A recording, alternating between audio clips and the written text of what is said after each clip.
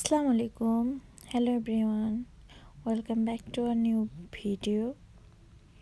বেলা 11টা বাজে, মেয়ে ঘুমাচ্ছে এখানে। এই সময় আমি চলে গেলাম রান্নাঘরে রান্না করতে। শীতের মধ্যে কোনো কাজ করতে ইচ্ছা করে না, খালি মনে হয় কম্বলের ভিতর শুয়ে থাকি, বসে থাকি। কিন্তু করার তো কিছুই নেই, পেট যেহেতু একখানা আছে, কাজ তো করতেই হবে, রান্না করতেই হবে। তো ভাবলাম যে আজকে 1 মাস দিয়ে 2 রকম রান্না করি। এখানে আমি পালং শাক দিয়ে কাতল মাছের মাথা কাটা এগুলো রান্না করেছি। বেশ মজাই হয়েছিল তরকারিটা। আর সাথে নতুন আলু টমেটো দিয়ে মাছ ঝোল করেছি।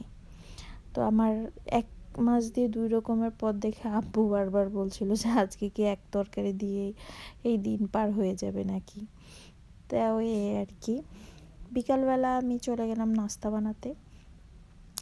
আপনারা কে কী নামে এই নাস্তাটাকে চিনেন আমি জানি না, বাট ইন্ডিয়ানদের দেখছি তারা বলে পোহা। আমাদের এই অঞ্চলে দেখি এটাকে বলে চিড়া ভুনা। তো চিড়াটাকে প্রথমে পানি দিয়ে ধুয়ে ভালোভাবে ভিজায় রাখছি।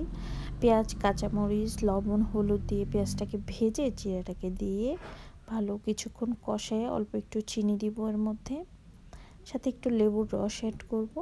খেতে অনেক ভালো লাগে।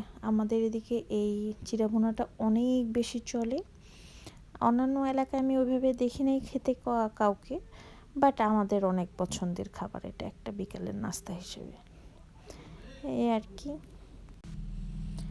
শীতের দিন বিকালে সন্ধ্যার সময় এরকম ধোয়া ওঠা চিড়া ভুনা আর গরম গরম 1 কাপ চা, সেই স্বাদ।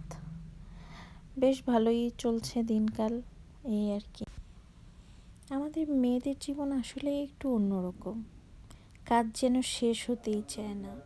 যে হাউসওয়াইফ তাকেও সারাদিন কাজ করতে হয়, যে ওয়ার্কিং ওমেন তাকেও সারাদিন কাজ করতে হয়। কাজ করতে করতে এই দিন শেষ।